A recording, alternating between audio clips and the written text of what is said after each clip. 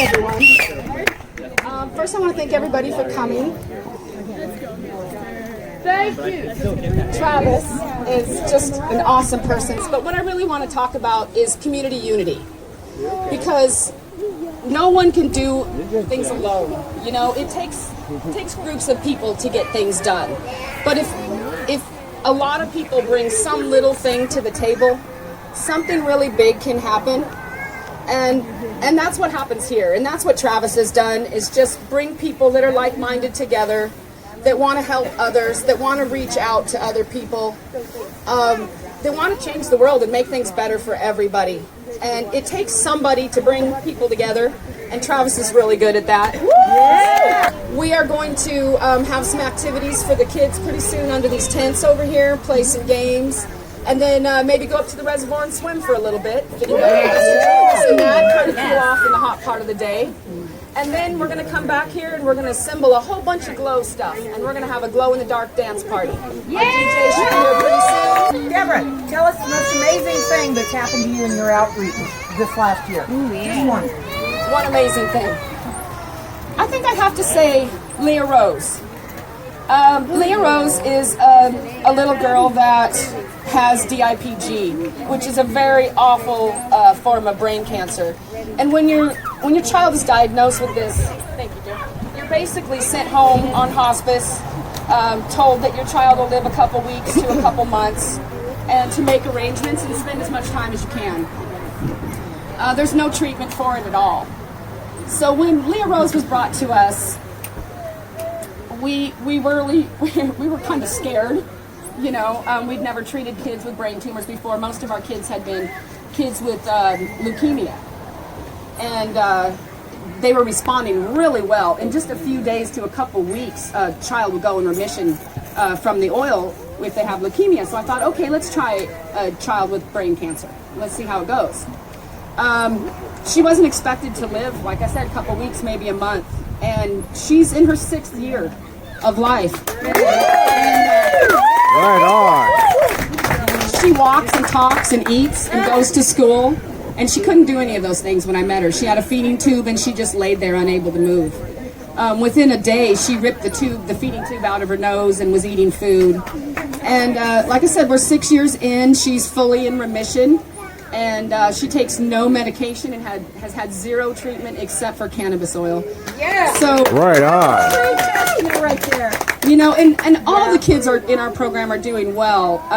But she's kind of like my little miracle, just because no one thought she would survive. Right. And she has done so well and brought so many other kids with DIPG to our program, which has been the hardest part of the program for me, because when you do lose a child that you are trying to help, it is more than heartbreaking. I can't even tell you.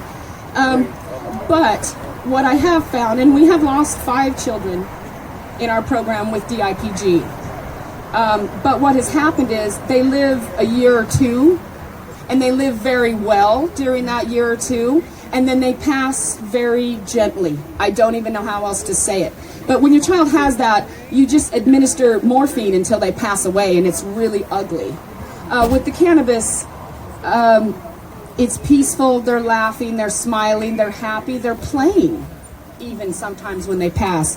So cannabis oil is not just, you know, life-sustaining. It's also end-of-life care. You know, when it's your time, it's your time. But you can use pharmaceuticals and make that really hard on yourself and your family, or you can use cannabis oil and ease your passing. And every parent in our program has thanked me and been grateful and loved the path that they had, even though the end was what it was, because it's better than the pharmaceutical route. So I guess Leah Rose, is my thought. When you ask me what I think of Leah Rose. And her parents would love to come out here. They've talked to me about it on a few occasions.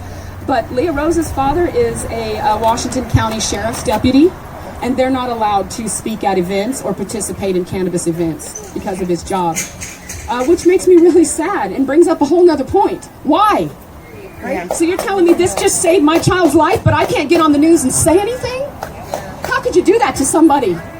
You know, when I found out about cannabis, I started screaming it to everybody I knew. Just like Granny, I was in the elevator going, did you know? I was going to the doctor's office wearing cannabis shirts just so people would ask me. You know, you go into the doctor and you educate them because they don't know. You know, we need research, we need knowledge shared between everybody, and the only way that happens is things like this and bringing people together. And, you know, if you don't have something in your life that you're doing that helps someone else, you're missing out. You're missing out big time because I get paid in hugs. Yeah. Best money I ever made were the hugs. So, I guess that's all I wanted to say. I love you all, and I thank you all for coming and for supporting our kids and for helping us buy the alcohol, because that's the hardest part for us.